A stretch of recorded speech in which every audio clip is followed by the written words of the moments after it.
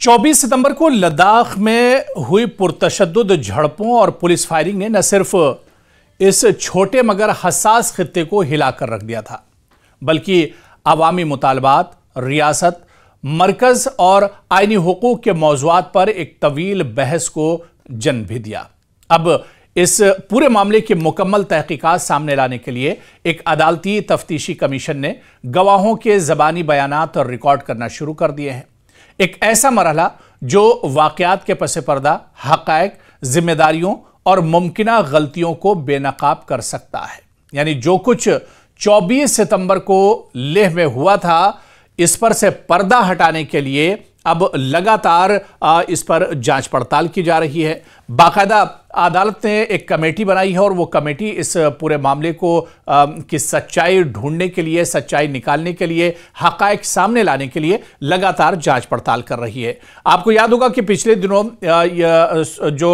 Committee तश्कील दी गई थी court की तरफ से, उसने लेह का दौरा किया था और मुख्तलिफ जो स्टेक होल्डर्स हैं, जो आईनी शाहिदीन हैं, उनसे तमाम बयानात एक तरह से दर्ज किए थे और तमाम हालात का जायज़ा लिया था। मौके वारदात पर पहुंचकर, ग्राउंड ज़ीरो पर पहुंचकर किस तरह से ये पूरा हंगामा हुआ, उसका जायज़ा लिया था। और अब ये कहा जा रहा है कि लोगों के बयानात जो हैं उन्हें भी अब एक तरह से रिकॉर्ड किया जा रहा है, ताकि तमाम जो शवाहिद है, जो दलाइल है, वो सामने रखे जाएं और उसके बाद ये तमाम चीज़ें निकल कर सामने आएंगी कि आखिर कमी कहां पर रह गई थी, गलती किसकी थी, कौन इसके लिए असल कसूरवार था। क्योंकि 24 सितंबर 2025 को लद्दाख के लिए शहर में रियासती दर्जे और छठे शेड्यूल यानी 6 शेड्यूल के तहत खुद मुख्तारी का मुतालबा करने वाले मुजाहिरीन यानी एहतजाजी और सिक्योरिटी फोर्सेस के दरमियान तसादुम हो गया था। जो एहतजाज हो रहा था वो पुरतशद्दुद हो गया था और इस दौरान पुरतशद्दुद झड़पों और पुलिस फायरिंग से चंद मुजाहिरीन हलाक हुए और मुतादिद जख्मी हो गए थे, जबकि सरकारी और निजी अमलाक को भी नुकसान पहुंचा था। हालांकि इससे पहले लद्दाख में इस तरह के हालात कभी नहीं देखे गए। ये मुजाहरे बुनियादी तौर पर इंतजामी ताकत में इजाफा, मकामी नुमाइंदगी और ख़ास आइनी तहफ़्फ़ुज़ात की मांग के गिर्द घूम रहे थे, जिसकी वजह से मकामी नौजवानों और रहनुमाओं में बेचैनी बढ़ी हुई थी। इसके बाद आप देखिए कि अदालती जो तफ्तीशी कमीशन है, एक अदालती कमीशन, वो एक तरह से बनाया गया कि एक अदालत की जो कमेटी है वो तमाम हालात का जायज़ा लेगी। हादसे की शफाफ और अदालती सतह पर जांच के लिए यह कमीशन कायम किया गया, जिसकी सरबराही साबिक सुप्रीम कोर्ट जज जस्टिस BS चौहान कर रहे हैं।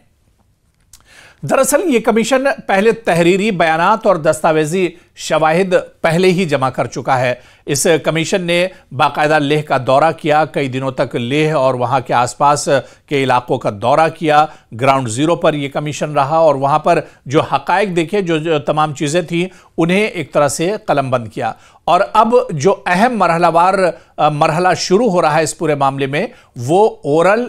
यानी ज़बानी गवाहों की रिकॉर्डिंग है और ये गवाही वो लोग, उन लोगों के बयानात होंगे जो वाक़ये के दिन वहां पर मौजूद थे या जो इसके लिए जिम्मेदार माने जा सकते हैं या इससे मुतासिर हुए हैं, जैसे सिक्योरिटी अहलकार जो उस वक्त वहां पर मौजूद थे, मुजाहिरीन जो लोग एक तरह से एहतजाज कर रहे थे, मकामी रहनुमा, मकामी लीडर जो वहां पर मौजूद थे, और इसके अलावा दीगर अफराद जो वहां पर ग्राउंड ज़ीरो पर उस वक्त मौजूद थे, उन सभी के बयान अब एक तरह से वीडियोग्राफी के जरिए रिकॉर्ड होंगे। दरअसल ज़बानी बयान रिकॉर्ड करने का मकसद यह है कि तहरीरी बयान और दस्तावेज़ात की तौसीक हो सके, वाक़यात के हक़ाइक़ का वाज़े जो बयानिया है वो सामने आ सके, मुख्तलिफ फ़रीक़ैन के बयान में तज़ादात और का जो तज़्ज़िया है वो किया जा सके और मुमकिना जो गलतियाँ हैं, ज़्यादतियाँ या ज़िम्मेदारियों की शिनाख्त की जा सके। और यह मरहला अदालती अमल को शफ़ाफ और मौसर बनाता है,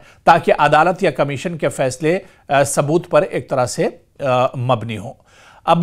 जाहिर सी बात है कि मुख्तलिफ फ़रीक़ैन के बयानात पहले ही जमा हो चुके हैं, रिकॉर्ड हो चुके हैं। कमीशन को पहले ही कई तहरीरी बयानात भी मौसूल हो चुके हैं, जिनमें मुख्तलिफ सियासी जमात, तंजीम और मकामी ग्रुपों ने अपने मुशाहिदात और बयानात जमा कराए हैं। और इसके अलावा आप देखिए कि कांग्रेस और अंजुमन मोइनुल इस्लाम ने तहरीरी तौर पर पुलिस फायरिंग को गैर ज़रूरी और गैर मुनासिब ताकत के इस्तेमाल के तौर पर पेश किया है। इसी तरह से अपेक्स बॉडी और करगिल डेमोक्रेटिक अलायंस ने भी तफसील से अपने मुशाहिदात पेश किए हैं और कहा है कि अदालती अमल के बगैर मजीद मुज़ाकरात नहीं करेंगे।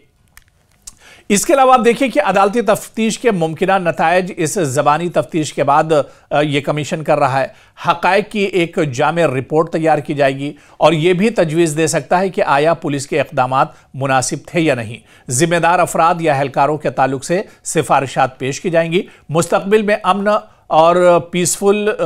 जो माहौल है उसको किस तरह से बनाया जाए, ये रिपोर्ट न सिर्फ अदालती अमल का हिस्सा होगी बल्कि इससे लोगों के एतमाद में इजाफा होगा और मुस्तक़बिल के सियासी मुज़ाकरात में भी एक तरह से मदद मिल सकती है। दरअसल सोनम वांगचुक पर सबसे जो मुश्किल हालात आए वो सोनम वांगचुक को लेकर आए और सोनम वांगचुक पर इस पूरे तशद्दुद को भड़काने और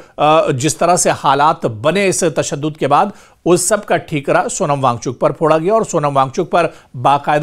NSA लगाया गया और उन्हें जोधपुर जेल मुंतकिल कर दिया गया। तो सोनम वांगचुक का मामला अभी हालांकि सुप्रीम कोर्ट में है, सुप्रीम कोर्ट में उस पर लगातार सुनवाई चल रही है और इस तरफ लेह इस पूरे पुरतशद्दुद एहतजाज को लेकर, इस पूरे वारदात को लेकर लगातार इस पर जांच पड़ताल भी चल रही है। यानी लद्दाख के 24 सितंबर की फायरिंग एक नागुज़ीर मोड़ था जिसने अवामी मुतालबात, रियासती ताकत और आईनी हुकूक के बीच के खलीज को बेनकाब किया है। अब जब अदालती कमीशन ज़बानी गवाह रिकॉर्ड कर रही है और तो यह मरहला न सिर्फ अदालती शफाफियत के लिए अहम है बल्कि मुस्तक़बिल में उम्मीद, इंसाफ और पायदार सियासी हल की राहें भी इससे खुल सकती हैं। यानी जो कुछ 24 सितंबर को लेह में हुआ था इस पर से पर्दा हटाने के लिए अब लगातार